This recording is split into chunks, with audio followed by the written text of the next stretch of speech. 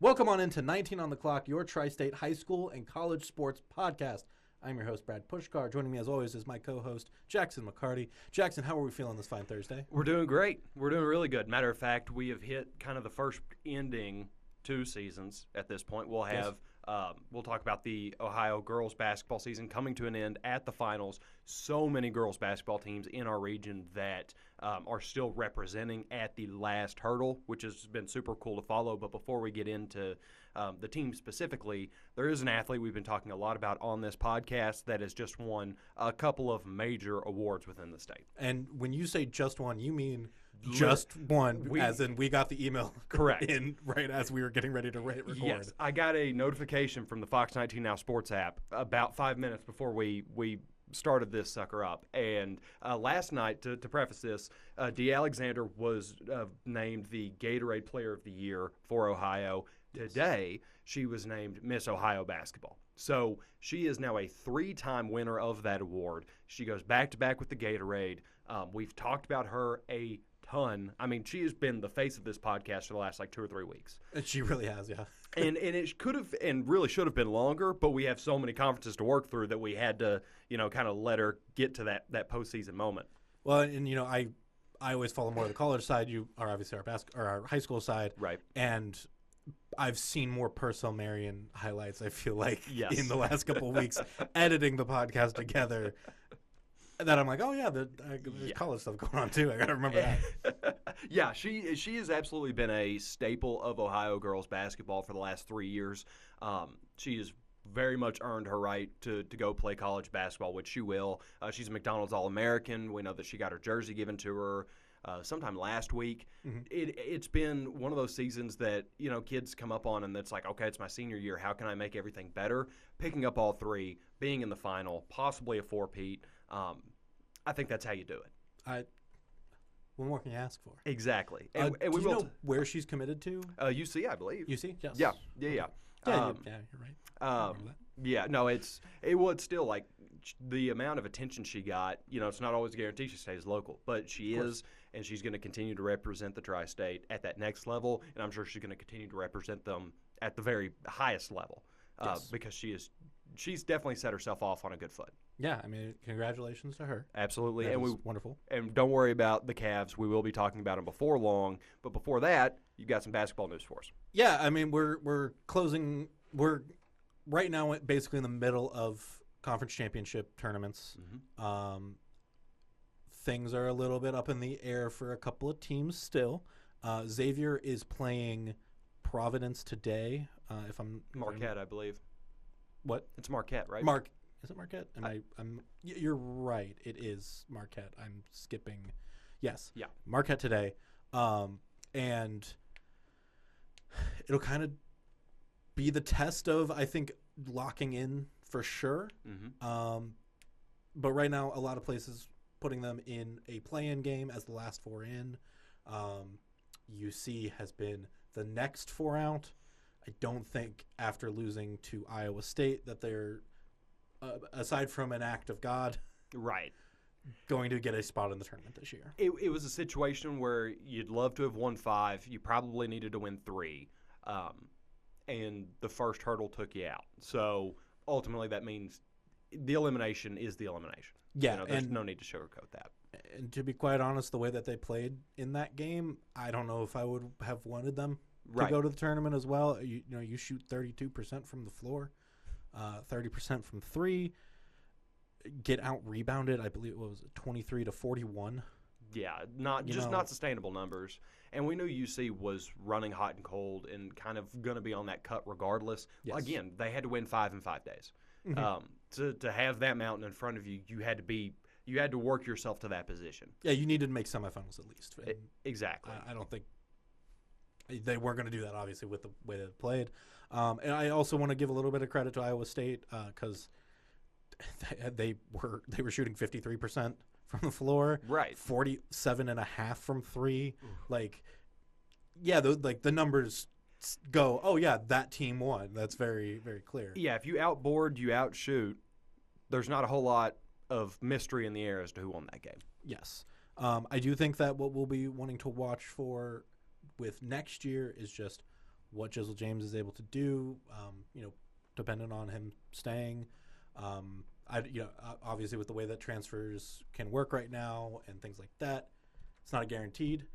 But if he does stay with this team, and I think if Wes Miller is able to change that culture inside from like the top down, you have a better shot moving forward. And there were sparks of good throughout this year. It was just that something collapsed in the conference season, and you need to figure out where things went wrong from there. I think this year was proof that the core of this team could be a tournament team, and like a good one. But there's a lot of excess there, like you mentioned, that is going to require some rebuilding. Yes. And like you mentioned, Xavier playing today, the reason it's not being talked about is because it's happening, 90 minutes after we finish this? From right now, it'll be in 2 hours. Right. So it's, kind of a weird window, but we will obviously talk about them regardless win, lose, draw there next week. And especially with next week, we're going to be talking about the full breakdown of the bracket because Selection Sunday will have gone through. We'll be building a bracket right here on the podcast. So if you want to watch along, listen along while building your own, feel free to join us. Beautiful art. And we will likely try to get that out on Wednesday to even be before the first 4 games. Yes. So, but that's kind of it for college right now. Yes. So we'll let things play out this weekend. The Big East Tournament Championship is on Fox, so you can watch that game. A lot of other great sports on Fox this weekend. But what will also be on Fox 19 is on the sports wrap and the final quarter. And it's a lot of great finals high school basketball for Ohio girls. Listen, yes, the schedule is kind of falling in a fun way where we'll be able to do all the Ohio girls finals this week. We'll be able to do all the Ohio boys finals next week. We will, if Walton Verona makes a run, I believe we'll kind of miss that on the girls' side because I think they finish on maybe Sunday or Monday, which is a little unfortunate, but we are going to shout out all the games that we're not directly telling you, all of what you need to know about. So, point being, things are going to kind of fall nicely to where we should be able to get a ton of our local teams involved in this, which has been very good for us. And I'll actually start with the game that's furthest away because we have 1 game on Saturday and then 3 lined up for Friday. Yes. So let's go ahead and start with that Saturday game, Princeton versus Pickerington Central. Princeton, I would say, of the schools that we have coming up, the one we've talked about the least. Because when you're going up against Winton Woods, Purcell Marian, and then Alter, that's a tough crowd. Yes. But Princeton has absolutely earned their right to be here. So quickly though, before I talk about the Vikes, let's give you the little bit I do know about Pickerington Central. The Tigers are 24-3. They've played 3 different local teams. Just mentioned them. They lost to Winton Woods by 18. They beat Lakota West by 20, and then they beat Purcell Marian by 1. Yes. So, a good selection there. 2 of the 3 teams that I just mentioned are still competing. Which remind me for how divisions work. 1 is the biggest school, correct? Yes. Okay. So beating a Division III school by 1 does say a little bit about Purcell Marian as well. Absolutely. Well, and losing to Winton, who is our D2 rep, by 20. That's very fair. But again, Winton being undefeated, Purcell being potentially 4-time champs, currently 3-time champs. That's probably that's the cream of the crop that we have. Yes. And so definitely something to glean from those 2 games. Now let's talk about the Vikes. 21-6 so far this year, scoring 57-ish points per game, allowing about 42. So a good split there. Common opponents, they also played West and beat them by 1 more point than the Tigers did. So nice little, but it shows that of the 1 common opponent, pretty similar result. So should be in for a really good time here. If we're doing, I usually call it fight math because it's related to MMA and this guy beat this guy. So, but obviously not how it works. But doing the sports math on that, slight advantage to the local team there. I am a little bit concerned with their free throw shooting as a team. 58.6 kind of scares me, especially in a title game where things could get very close very quick. You're going to need to be good from the charity stripe. But will say on the flip side of that, as a defense, very impressive, led the GMC with over 300 steals as a team. It was a pretty comfortable lead as well. So let's talk a little bit about the players. Odds are Mary Gurton. Yes. She has been the scorer, and not just limited to that, but she is where all roads lead through. 17.3 points per game, 4 boards, almost 3 steals, per game on the year. You take that every day of the week. And then you've also got Erin Thomas behind her with 12.7 points per game and about 4 boards. Callie Fortson in there as well. She's a little bit more of like that big man type where it's like, I'm not going to score just too terribly much. She averages about 6 and 6 in terms of points and boards. So they've got a nice little formula. You know who the lead is. It's just how the supporting cast kind of fills out the stat sheet that's going to matter. If I'm not mistaken, Mary was one of your players to watch at the start of the year. She was. Because I know you mentioned we haven't talked about Princeton as much, but I was like, I know we talked to her about Princeton at least once. Yes. And so do you feel like she has met the expectations of her this year? Absolutely. Mary has been one of those that, like, I know that, like, you could say this about, like, D. Alexander and, some of those folks. Winton Woods, actually, I don't know if there is one that fits into this category, which makes them so unique. But if you take Mary away from this roster, they were probably eliminated a couple of rounds ago. If not a little bit more than that, just because she has been the leadership and not just in the stat sheet. She's been a vital cog for that team. And anybody who can kind of be the forefront of a finals roster and be the only one scoring over 10 or one of 2 scoring over 10 points per game, the only one scoring over 15, that's a pretty good benchmark to me that I picked decent when it came to that list, and including Mary. Yeah, to pat myself on the back. Way to pick the right players. Yeah, no kidding. Which, unfortunately, they do make it easy on me because a lot of these athletes, you can tell by pretty much the end of their sophomore year how dominant they're going to be or how at the forefront. Like Josh Tyson, like I know he gets brought up more than Lakota West does at this point, but he was making such an impact even as a freshman that it's such an easy way to forecast. Like, oh, got to keep eyes on that one. Mary's been like that, and we have a ton of those athletes throughout the tri-state. Okay. Yeah. So your expectations for this game? Do you feel like it's going to be a close one? Does Princeton edge out in your mind? I naturally, like, without knowing too much about the opposing team, I do think Princeton has what it takes to win a championship. I don't know what they're facing inherently, like who the player to watch is for Pickerington Central or, kind of what their game plan is. But sure. I do know that if it just comes down to quality of team for the ones that we've seen and know, I feel good about the Vikings. And on their best day, there's not very many teams that are taking them down. Okay. Then that'll definitely be a fun one to watch on Saturday. Yes. Let's move on to Friday now. We'll go to D2. And this is a fun one for both of us because you've been following Winton Woods. Absolutely. And they are playing Anthony Wayne, the Generals, out of the Toledo area, which I have some connections to. Brad starts swimming in the high school pool. Unintentionally. When you texted, or when we talked about this episode, you sought me out. Matter of fact, we weren't even having a conversation. You sought me out and said, is anybody, because you hadn't gotten to look at the schedule yet, you said, is anybody playing Anthony Wayne? Yeah. And I said, yeah, Winton is. And you said, let me handle it.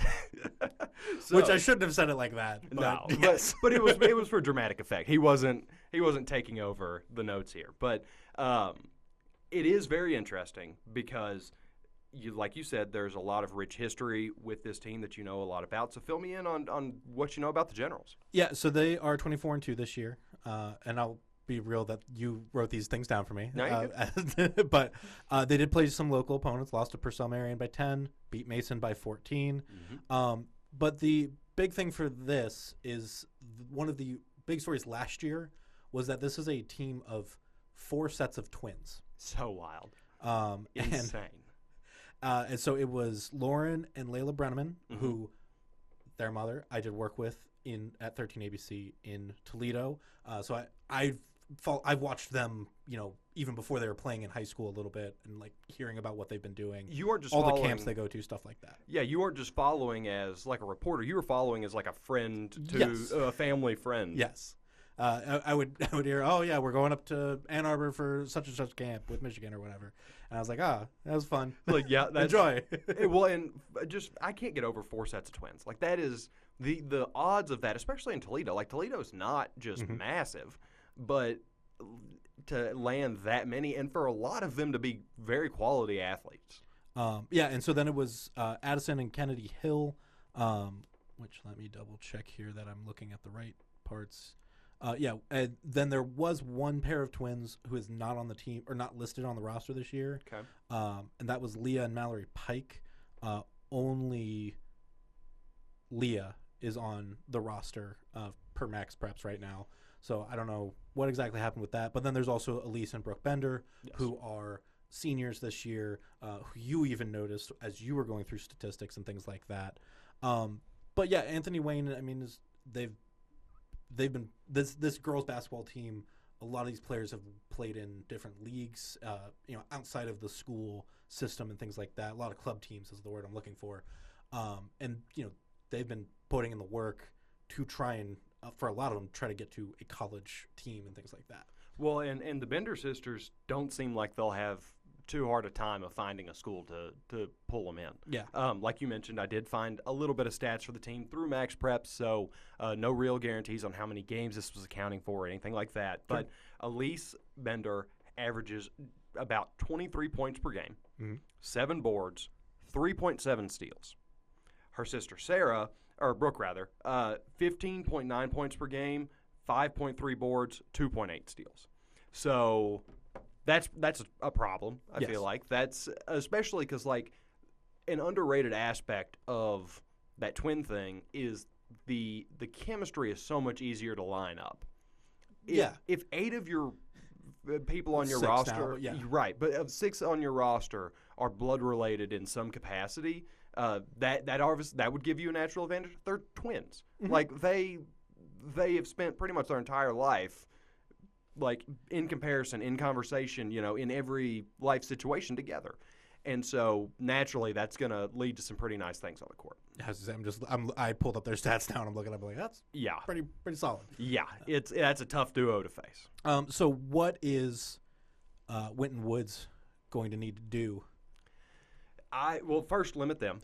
Yeah. Obviously. But before we dive into like the players and all that, I do want to preface Winton Woods still perfect, 26-0, could cap it off. And I know we've done this a couple times now, but their differential never will fail to blow my mind. 60 points per game to 35.4 allowed.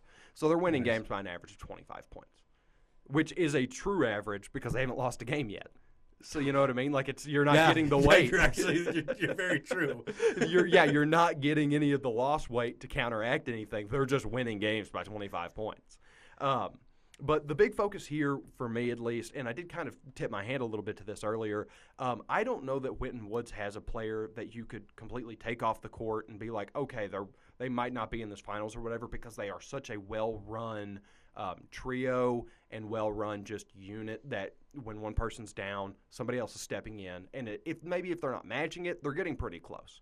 Obviously, we talk about Denia Trammell a lot, kind of being that main focus, and I do still anticipate that being the case. But she doesn't have to carry the weight of the world. And that is what the Warriors has built themselves up for. That's the position I believe that they've worked themselves to be in, to where, if the lights are bright for one player, and I'm not saying that has to be Denia. It can be either one. It can be Strawberry. It can be Rakia, like anybody. But if somebody does have an off night at the pinnacle, there are still people behind them. And leaning into that, using that, and making it as difficult as possible for the name Anthony Wayne. There we go. Yes. The human names always tend to mess me up, but make it as difficult as possible for Anthony Wayne to isolate you and just find as many different valves as you can to produce offense. Because the defense is there. If you're allowing 35 points per game, that's not a concern. And defense holds up even through nerves more often than it doesn't. So the offense, keeping it consistent, keeping it spread out, making sure that you're finding as many opportunities for as many people as possible to keep them on that back foot. That's the point I drive home ahead of this final game. Okay. I mean, obviously they haven't found a team that can stop them so far this year. Yes. It feels a little bit like it's kind of up to them to show that they can continue. Yeah. To be unstoppable. So well, and we just talked about it, like with Pickerington Central. They a D1 finals team lost to Winton by almost 20 points. That doesn't happen. Yes. Like I know I bring the football season into this a lot, but like when you see like the D1 versus D2 teams, a lot of the time that doesn't match up. The D1 kind of takes over because bigger school, more athletes, more funding, what have you. Yeah. But Winton Woods has been transcendent of the division and winning this division now, capping off a perfect season. It's all right there in front of them. They just got to go take it. Well, and I part of me being an Indiana boy growing up, you as much as like those divisions, and like I was in marching band where we had 4 different classes that were decided by essentially school size. Right. And your class A had bands of 150 something kids. Class D had like 20 something if they were lucky. Right. And so there's such a big disparity there. And then it's kind of similar when you move to football, where you have the bigger guys at the bigger schools who are, have the weight room access and things like that. To me, in the core of my heart, basketball is such a sport that is outside of those. I mean, it's in its own bubble, away from those outside influences. That like you don't necessarily need to be able to hit the weight room every day to be a star basketball player. And basketball is a lot closer to soccer, where it's like you can play by yourself and become great. You need a wall, and and some chalk for a soccer net. For basketball, you need a basketball on a barn door, literally, that you can throw it, that you can shoot at and practice. Yeah, you can tape a basket to the top of your like garage. Yes, and congratulations, you have a hoop. And I would agree with that. Like, is the divisions, and it's not as prevalent. And I would even argue that the divisions are becoming less prevalent. You can look at like East Central and Lawrenceburg in football. They play way bigger schools than them. They usually do pretty all right, but. It is still one of those things where it's like it is just more access to athletes, which does kind of slightly set you back, but obviously hasn't with the Warriors. Yeah, I just think of like your Larry Birds, which is French a little outdated, but it's the small guy, it's the little guy that just was able to go to the school to the local high school, but has been putting in the effort and goes from there, and so I don't know what my point really was with all of that, but I think the point was that the divisions are less of a critical point, and it's more just if you can beat good teams, then you're a good team. And it feels like the Warriors are proving to be that so far this year. Absolutely. So we'll move on to another good team that we have seen so far the last 3 years, and now we're looking for a fourth. Purcell Marian taking on Avon Lake. Yes. In the D3 finals. Yes. So, again, this one, Winton, and then Alter, all on Friday. I believe we'll have all 4 on the final quarter. I don't know the travel schedule, but we'll see how it goes. Let's preface a little bit with Avon Lake. 23-5, no local opponents to mention. So the least we'll know about all of these opponents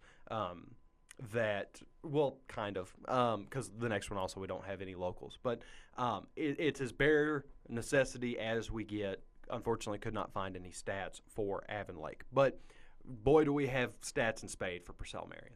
Yes, we do.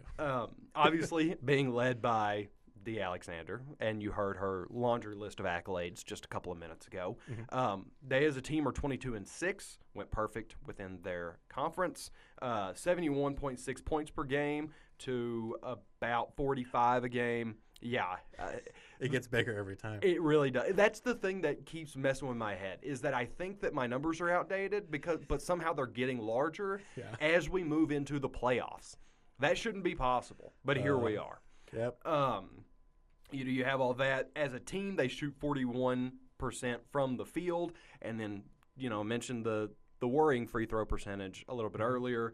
Don't really have that with Purcell. 70.1% from the charity stripe.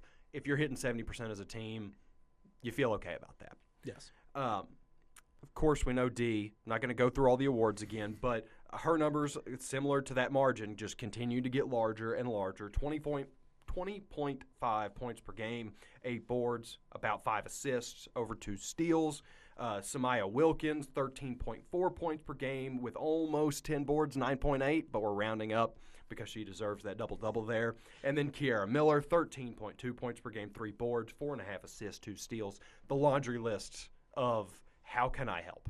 You know what I mean? Yes. Kiara, I think we've given her quite a bit of credit for being kind of that plug and play in whatever they really need. But, what's it going to hurt if you do it one more time? Yeah, I mean, as much as D has been, such a linchpin for this team, there's, even if she ends up failing, which she doesn't, right?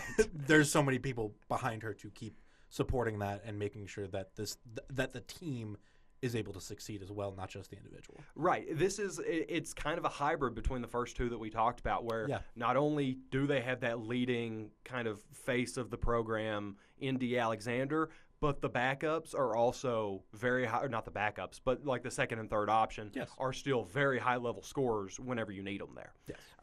Purcell Marian, even though we have an undefeated, I would say Purcell Marian has had the most impressive that kind of does feel wrong, because I don't want to discount Winton Woods, because finishing undefeated would be insane and unbelievable. But Purcell Marian, if they get a 4th straight, I think that we stop talking about that later than an undefeated season.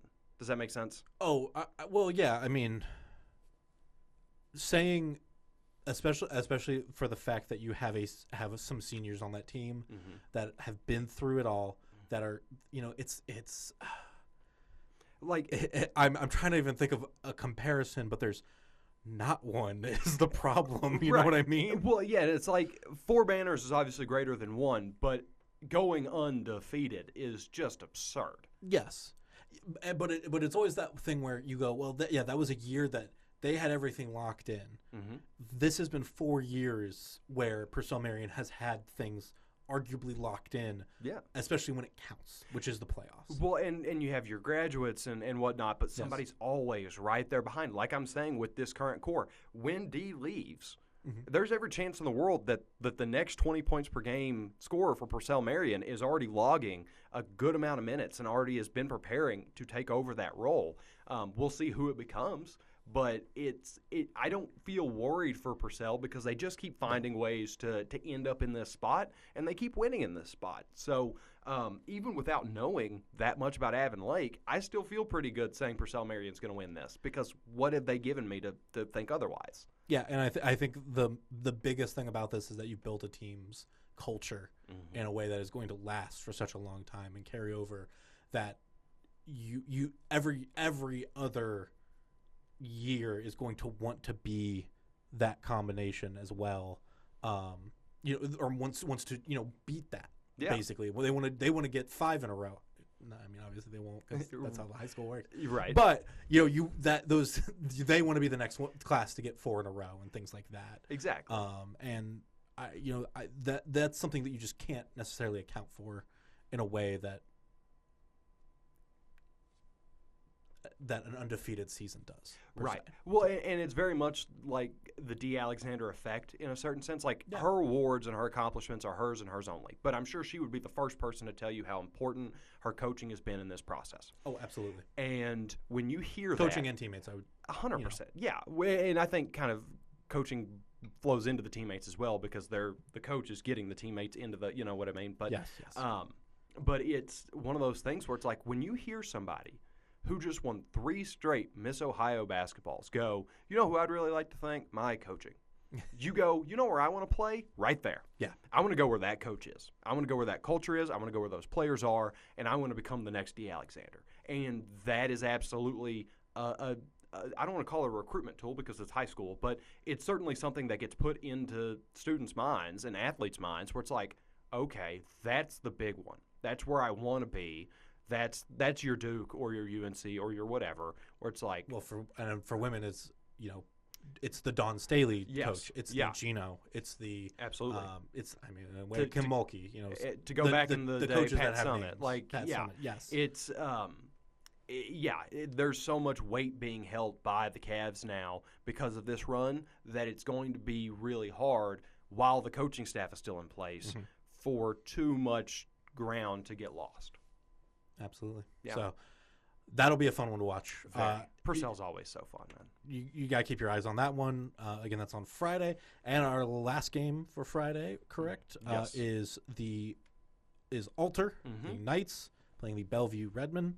Go ahead and break us down what's been going on with Bellevue and with Alter. Admittedly, I did have a little bit of a time. It wasn't for very long. It was like 45 seconds. But I was just like, what do you mean they're playing Bellevue, Kentucky?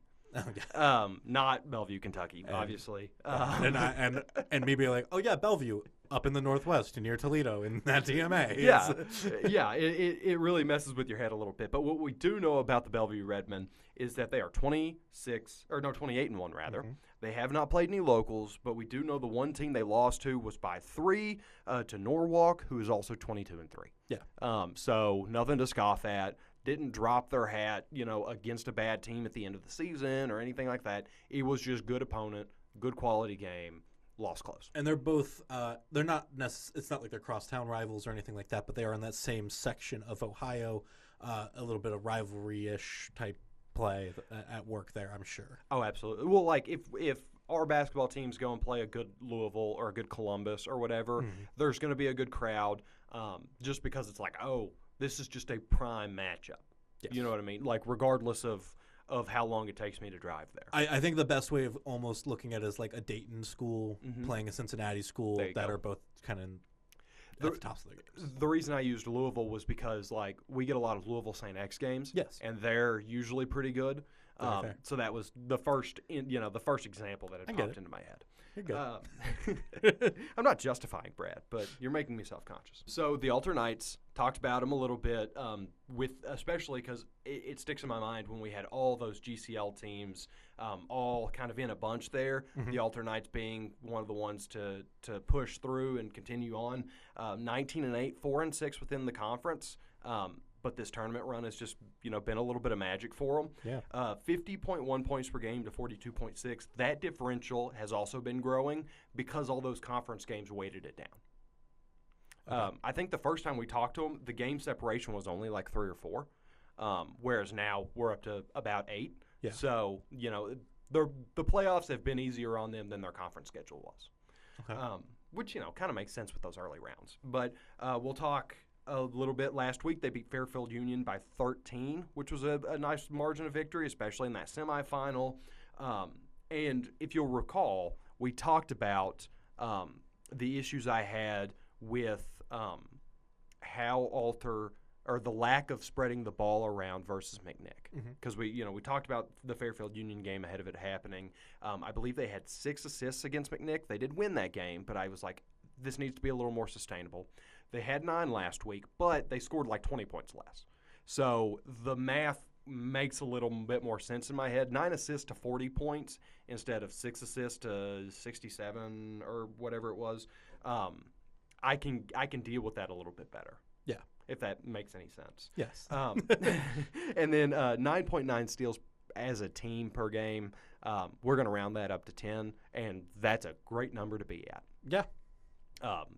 Just strong. No complaints from me. Absolutely not. All right, so quickly, the players that I want to talk about, I'm going to isolate Maddie Moody, and then I'm going to tell you what I need from the rest of the staff. Yes.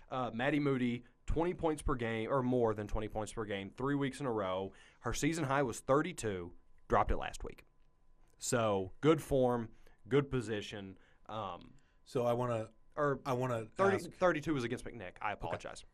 Sorry. Yes. I saw that look on your face, and then I had to recorrect. It was during that 60-whatever point outing against McNick. Cool. But I think she had like 22, 23 last week. Like, which is still about half. Yeah. Right. It was still a lot accounting for, which is the point I bring up. Yes.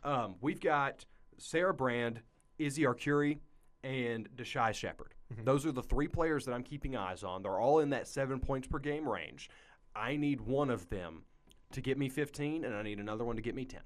Okay. I need multiple at least 3 10 points per game scorers on the finals night. I need to see it be a team effort because I understand that I keep saying, and it's been a plot point, I believe, for Alter for me for a couple weeks now, that I need it to be more than just Maddie Moody, and it's worked itself out to where they find the spots and fill in. But half of the point in the semifinal game is very cool and something she's going to tell her grandkids about, I'm sure. Yes. But it's not – it scares me a little bit for the final, for the big one. Yes. Naturally.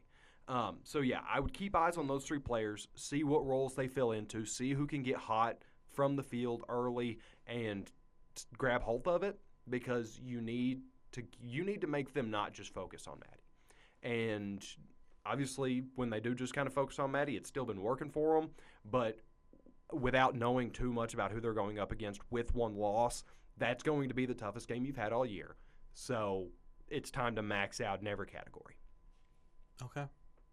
Do you so without that, do you worry, or would you put it on Bellevue as the expected winner of it's just Maddie Moody scoring 20, the others aren't breaking double digits, or do you think there is still a chance that the defense holds that Bellevue team down to kind of let, for lack of a better word, the lack of a explosive offense and still succeed? I would say the ball is more in Bellevue's court because I do think Alter for the duration of this tournament run has been the underdog. Mm-hmm.